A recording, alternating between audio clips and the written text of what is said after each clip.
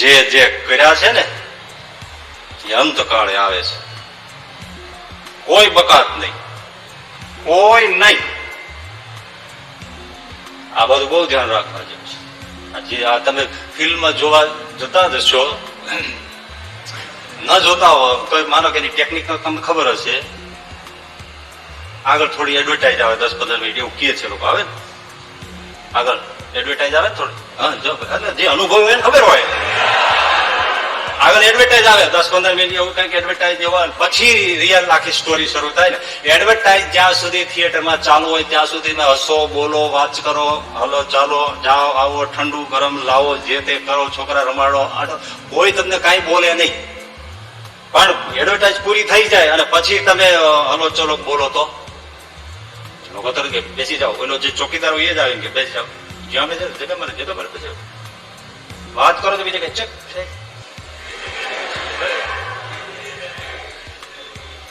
બોલાય નહીં. પછી સ્ટોરી શરૂ થઈ જાય, ફિલ્મ રિયલ સ્ટોરી શરૂ થાય પછી બોલાય, જોવાનું જોવાય. બસ જિંદગી છે ને એ એવી જ છે.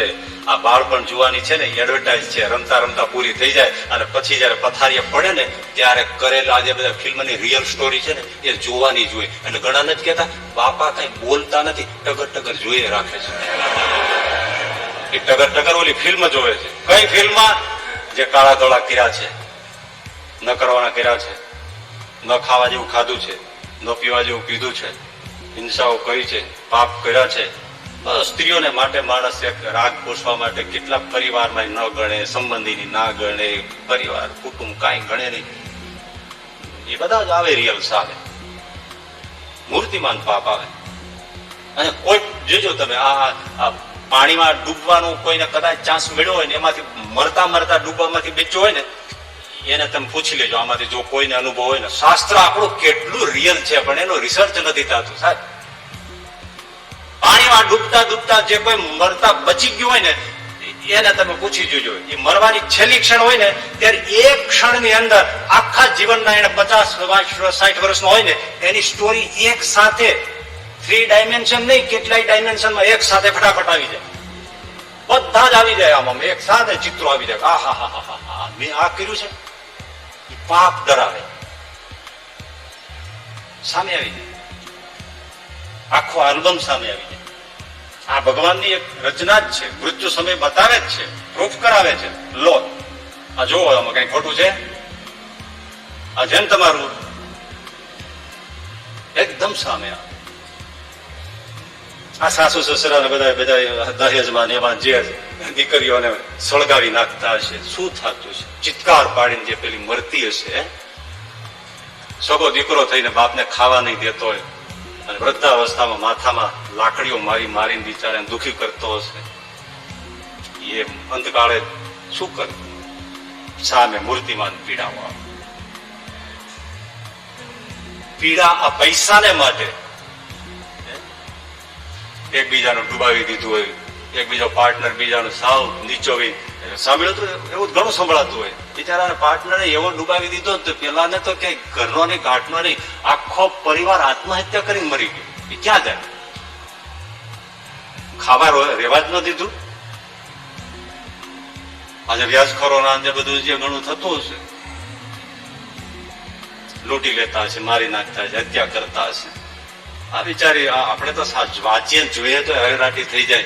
કોકની બિચારી કેટલી વાલી દીકરી હોય એનું જેમ તેમ અપહરણ કરીને એની સાથે કુકરમાં આચરીને પછી એને મારી નાખે. એને બા બાપુજી બહેન ભાઈ એને કોઈ યાદ જ નહીં આવતા હોય. એ દીકરીનું શું થતું છે? રાક્ષસોથી આ તો અપરગી આવ્યા છે. કોઈ વિચાર જ નહીં. અને આજે તમે આજે ઘણી જેવી દીકરીઓ ગુમ થઈ જાય છે તો શું થાય છે? એ બધી વેશ્યાઓમાં એને ભરતી કરી દે છે ને. કોઈ દિવસથી અંધારી કોઠીમાંથી નીકળી જ ના શકે. એને શું થતું છે? એનો ઘર સાંભળતો હશે, એને ભાઈ સાંભળતો હશે, ને બા બાપુજી પરિવાર બધું સાંભળતું હશે. અને ખાનદાન કેવા સંસ્કારી કુટુંબની કેવી કોઈ છોકરી હોય અને ગમે તેવી હલકી હોય તો એનો પરિવાર તો યાદ આવે. અને સૌ દીકરી હોય તો એને પોતાનો પરિવાર, એનો પતિ પરમેશ્વર હોય, એના બાળકો હોય એવી અપેક્ષા પરિવારની હોય. કેવા જીવનમાં નાખે. અને આ બધા કરેલા પાપ કેવા કેવા પાપ થાય. પાપ તો ગણીએ ન શકીએ ને આપણે. એ બધા સામે આવીને ઉભા રહી. એક માંસ ખાવાની રુચિમાંથી કેવા કેવા હિંસાઓ કરતા હોય છે. એક દીકરો જ જોઈએ છે બસ, પછી જેટલી દીકરી આવે ને ગર્ભાશયમાં કાપી નાખે. એ તમે જુઓ, અમારા ક્યાં કસૂર એમ કરી આખું જે પિક્ચર ઉતાર્યું છે ડોક્ટરોએ, અને જયારે આ શસ્ત્ર અડાડે છે ત્યારે ગર્ભમાં રહેલી દીકરી જે તીણી ચીસ પાડે છે, એ ભલા ડોક્ટરો નથી સાંભળી શકતા. આ બધા પાપ ક્યાં જાય? સામે આવે. દુઃખ વિશે ઘણું કહી શકાય, પણ ટૂંકમાં એવું કે ઘણા દુઃખ તો આપણે ઉભા કર્યા હોય છે. જેમ કે કોઈ વ્યસન કરે,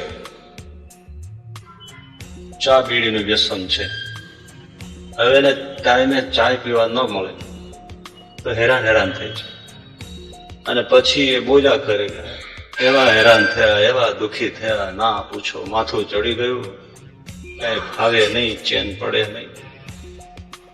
એ હાથે ઉભું કર્યું.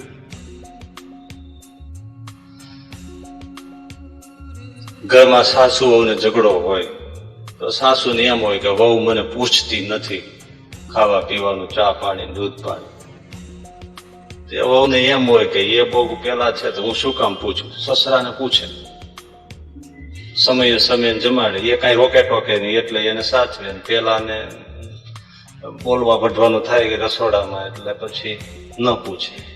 આ ઉભો કરેલો દુઃખ છે ને, થોડુંક ટેણી ઓછી કરીને અને બાને પૂછી લે, અને બા અથવા સમજણ રાખે કે હશે, હવે આ વહુ નહોતી ત્યારે હાથી જ કરતા હતા ને, તો કઈ દુઃખ છે?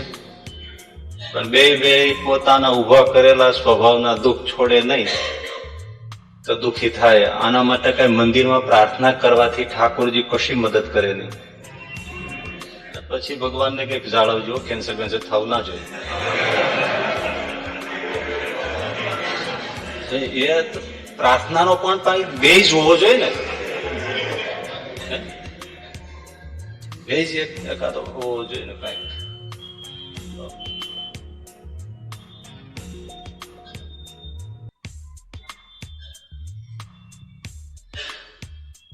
મહાદેવની આગળ એક સરદારજી 10 વર્ષથી પ્રાર્થના કરે, હે ભોલેનાથ દીકરો આપો, હે ભોલેનાથ દીકરો આપો. 10 વર્ષથી પ્રાર્થના કરે. એક દી શિવજીને એવી ખીચ ચડી, પ્રગટ થઈને ફેરીને 2 લાફા ઠોક્યા. પેલા લગ્ન તો કરી લે.